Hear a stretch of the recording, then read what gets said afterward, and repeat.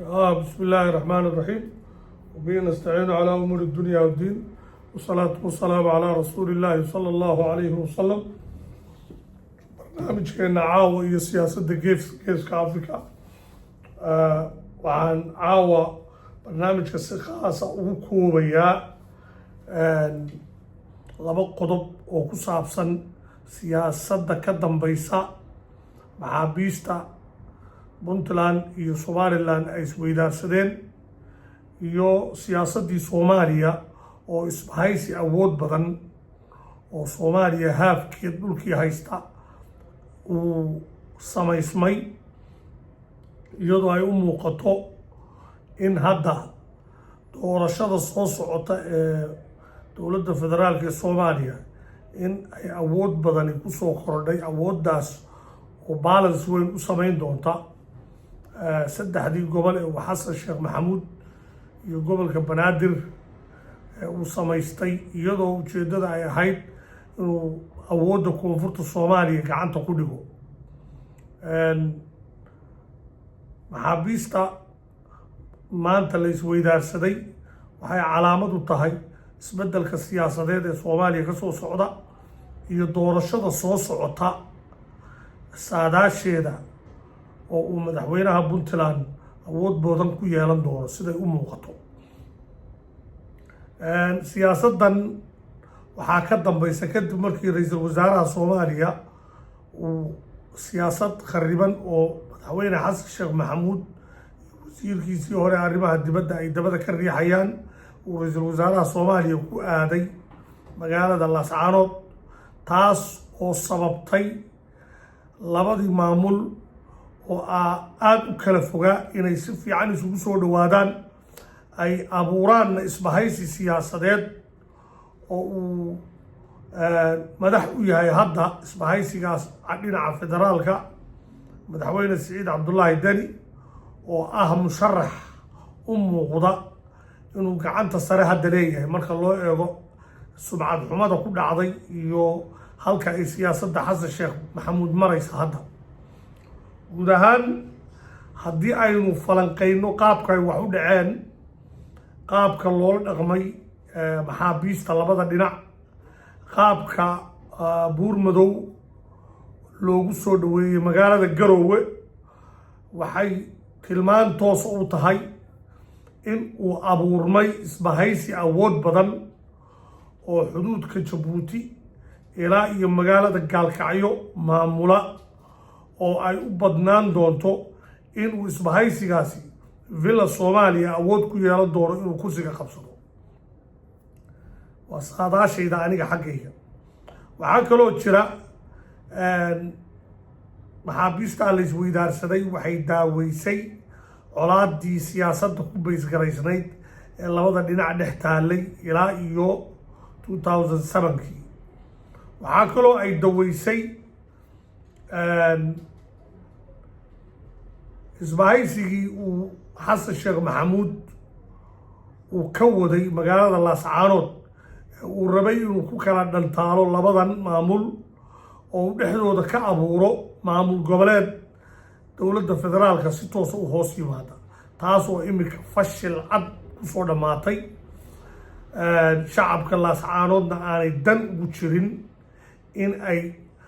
xabsi madax bannaan oo hal magaalo ku koobnaadaan taasoo iyaga khatar ku ah noloshooda hadday labada dhinac ay isu bahaystaan labada maamul Buurmadow sidaynu ka wada warhayno wuxuu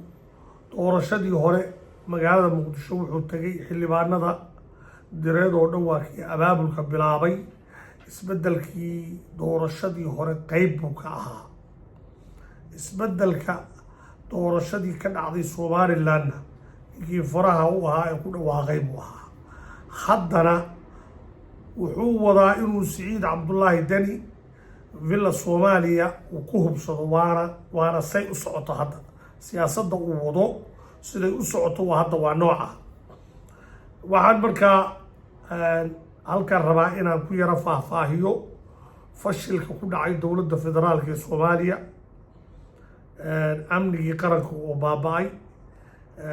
la taliyaha amniga qaranka oo shaqadiisii iska baaba'day xuseen macalin, shirkii maalintii dhaweyd lagu qabtay Kampala awooddii amniga qaranka oo dhan waxaa la wareegay Yoweri Museveni. madaxweynaha Soomaaliya waxaa loo qabtay ilaa iyo June inuu isu keeno stakeholderska Soomaaliya ee federaalka ah iyo maamulada shanta maamul ee federaalka ah iyo gobolka Banaadir inuu isu keeno oo uu wax ay ku midaysan yihiin oo siyaasadda la yimaado, taasoo macquul ahayn. waxaa kale oo lagu xidhay mandate doorasho macquul ah oo uu qaban karo 12 bilood ee soo socota inuu la yimaado oo aan ahayn one man one vote. sababtoo ah one man one vote waxay iman kartaa marka aad gobolada Soomaaliya oo dhan gacanta ku hayso oo amnigu kuu sugaya. hadda waa inay jirtaa qaab kale oo la isla ogol yahay oo doorasho u dhici karto oo aan ahayn one man one vote. at least haddii xitaa qabaa'ilka laga soo ururiyo dad fara badan oo kubaankuna, ama in laga codeeyo shanta maamul goboleed oo isaguna uu shantii maamul goboleed ay heshiis ku yihiin. qaabka loo codeynayana ayna ahayn qaab oo xildhibaano iyo ay codeynayaan, ay shacabku codeeyaan. ugu yaraan magaalo kasta 10,000 ama 20,000 oo qof ay ka codeeyaan, oo meelaha qaar dadku ay badan yihiin oo Soomaaliya oo dhan ku wada nooshahay sida Muqdisho iyo Kismaayo oo kale, oo Soomaaliya oo dhan oo laga helayo in codkoodu aad u bato oo dad fara badan codeeyaan,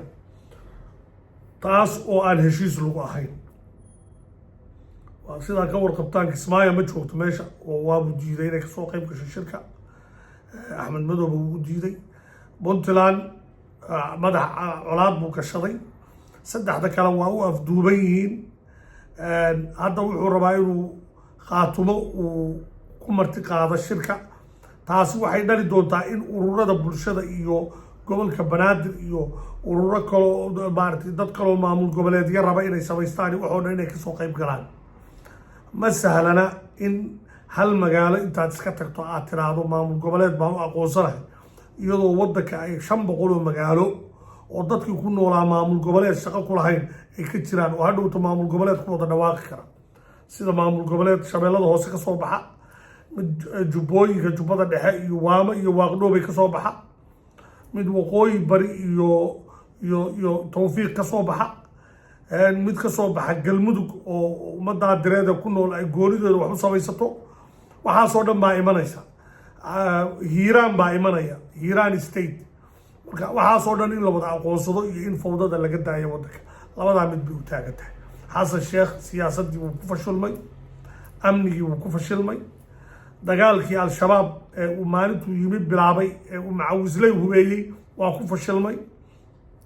haddana doorashadii iyo sharcigii baarlamaanka uu marsaday iyo tii petroolka ee Turkigu ay 95% qaateen, intaasuu ku fashilmay. hadda tii ugu dambeysay waa guddoomiyihii baarlamaanka ee qufulka ku xidhay baarlamaanka oo isagii maanta fawdadii ugu dambeysay aan daawanaynay. waxaasoo dhan markaad soo duuduubto isbahaysiga maanta Garowe iyo Hargeysa ka abuurmay wuxuu threat ku yahay siyaasaddii Xasan Sheekh Maxamuud ee uu rabay inuu ku samaysto maamul goboleed isaga hoos yimaada oo uu ku darsado saddexda kale uu afduubay iyo gobolka Banaadir, kadibna uu yiraahdo majority waa ii codaysay oo uu cod ka qabto. taas weeye ta maanta ka fashilantay.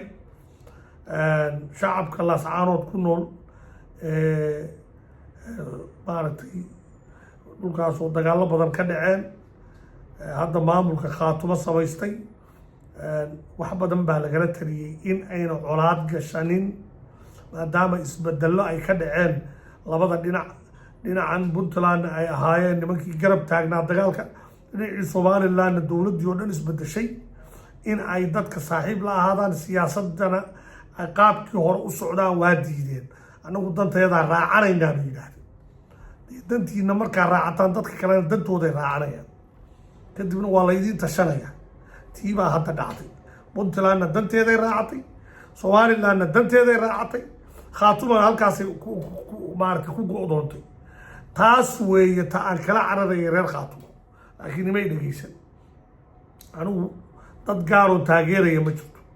laakiin xasan sheekh maxamuud oo aan ogaa wixii uu soomaaliya soo mariyey teerabkii hore haddana waxa uu soomaaliya ka dhigay cid walba wada arkayso ninka indhala-aan iyo dhagala-aan ku taageeray waa dagaal waa declaration of war gabagabadii qodobkaas waxaan kusoo gabagabeynayaa waxaan hambalyeynayaa siciid cabdullaahi dani siyaasaddiisa furfuran ee uu kula heshiiyey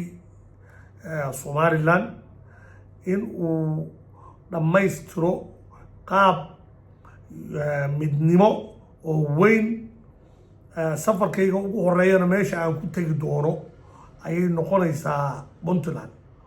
maadaama isbeddel weyn oo hadda soo socdo meesha xarunta noqonaysa ee la isugu tegi doono garoway noqonaysaa